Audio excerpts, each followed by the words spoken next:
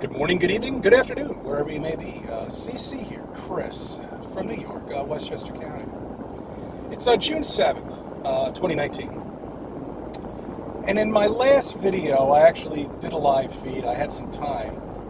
A few people showed up. I appreciate it, guys. You know, it's real nice of you. I know it was unannounced, and most of my shit is unannounced.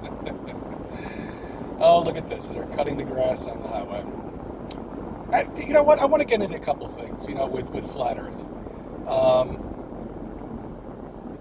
I used to be meticulous when it came down to my car, Like every Friday I would get it cleaned. I would go to my parents' house and sit in the driveway and I would spend an hour washing it.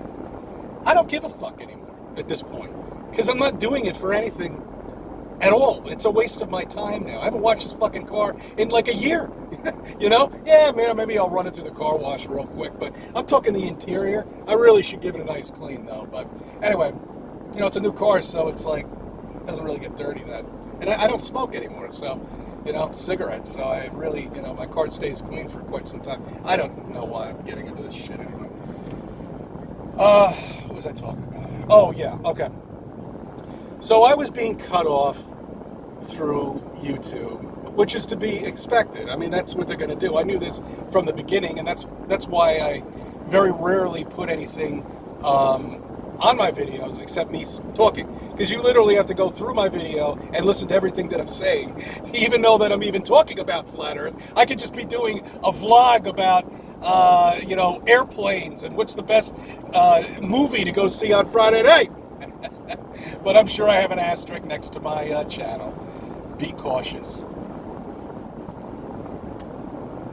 Look, they've been doing this for a long time.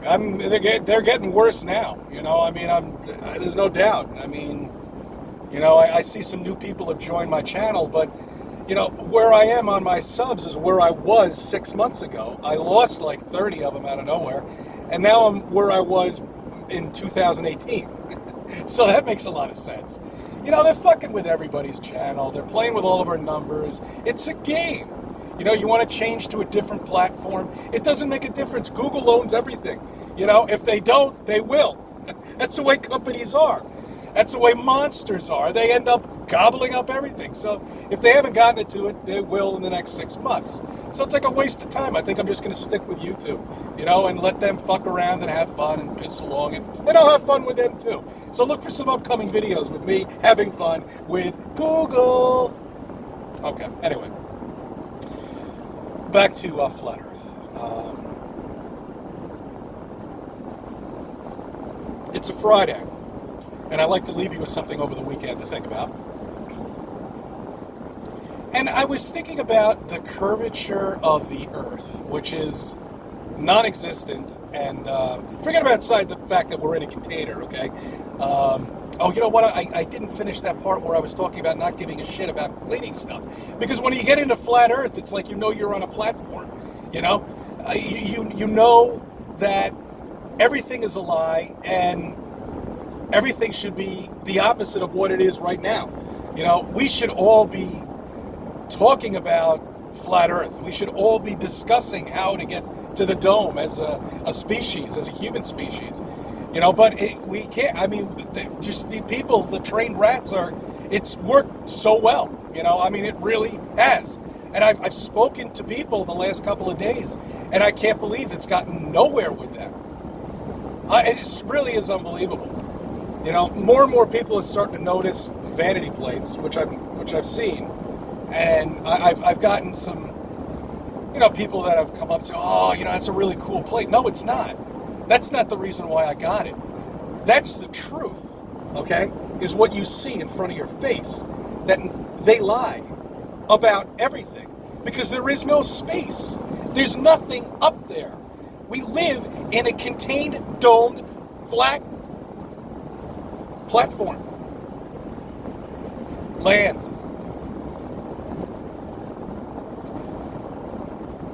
Back to giving you something to think about on a Friday.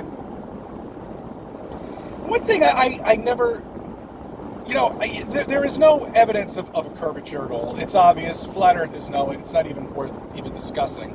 But yet, the people who believe they live on this ball say they see a curve.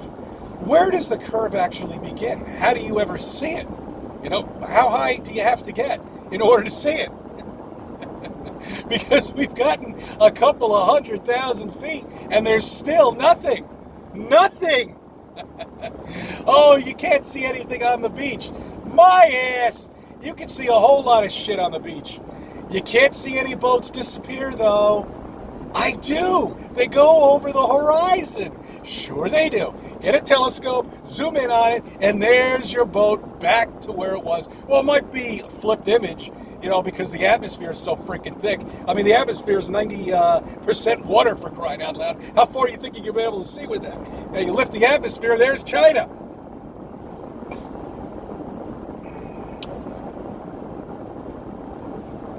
Well, actually, I live on the East Coast, so it would be, I don't know, what's across over there. Who cares?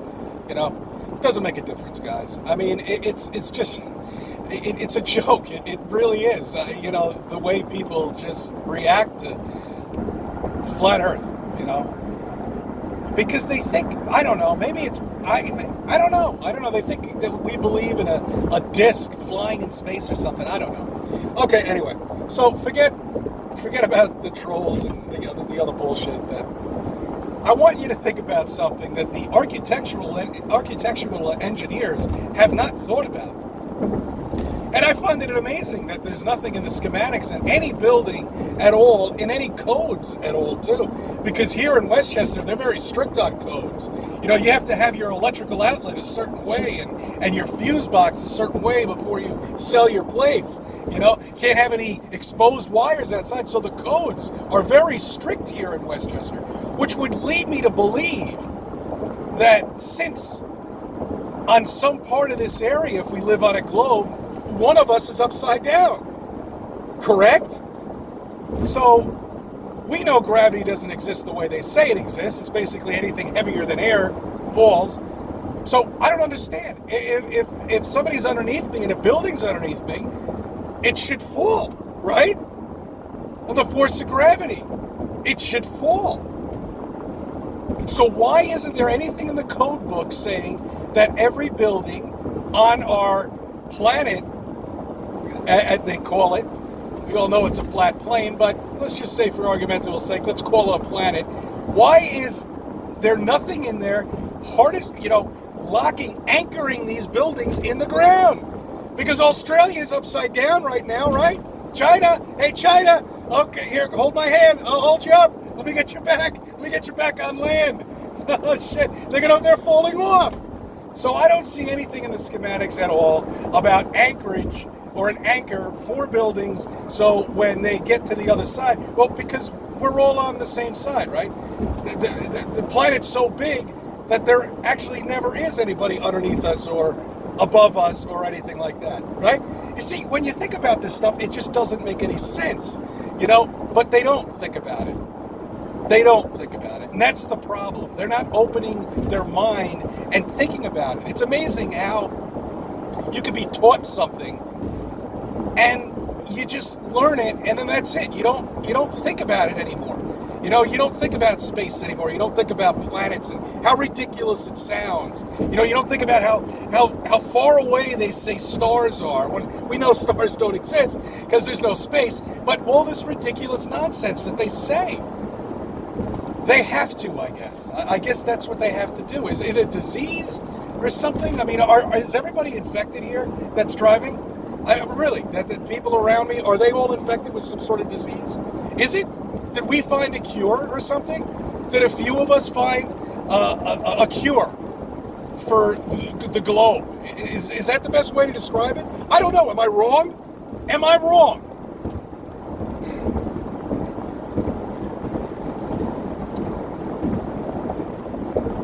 So NASA, once again, is putting out more bullshit that I'm seeing on YouTube, saying that the Mars in 2058 is going to look like New York City. It's great, I mean, just say you're 2100, 2200. People will buy it. They buy everything now. Anything that has something to do with space or the planet or science for that matter, you can say whatever you want, and this sleeper will buy it. Unbelievable. It really is remarkable. I don't know. I just want to say hi to everybody. You know, I didn't think this would happen